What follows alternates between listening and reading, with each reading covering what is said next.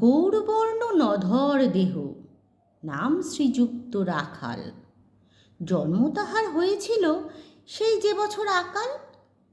গুরুমশাই বলেন তাই বুদ্ধি জেনে একেবারে, দ্বিতীয় ভাগ করতে সারা 6 মাস ধরে নাকাল। রেগে মেগে বলেন, বাঁদর, নাম দিনু তোর মাকাল। নামটা শুনে ভাবলে প্রথম পাকিয়ে যুগল ভুরু, তারপরে সে বাড়ি এসে নৃত্য করলে শুরু।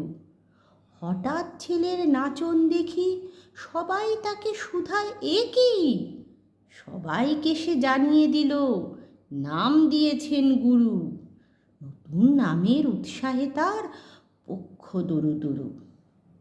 কোলের পরে বসিয়ে দাদা বললে কানে কানে, গুরুমশাই গাল দিয়েছেন, বুঝিস নে তার মানে?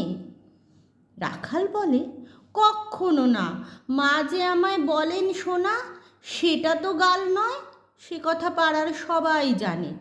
আচ্ছা, তোমায় দেখিয়ে দেব, চলো তো ওইখানে।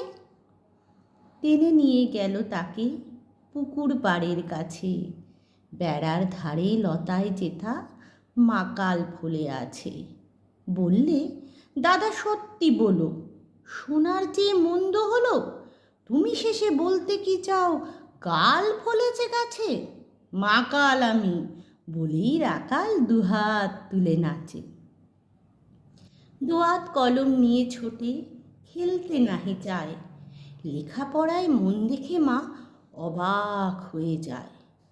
খাবার বেলায় অবশেষে দেখেন ছেলের কাণ্ড এসে, মেঝের পরে ঝুঁকে পড়ে খাতার পাতাটায় লাইন টেনে লিখছে শুধু, মাকাল চন্দ্র রায়।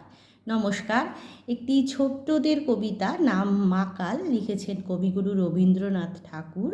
কেমন লাগলো অবশ্যই জানাবেন।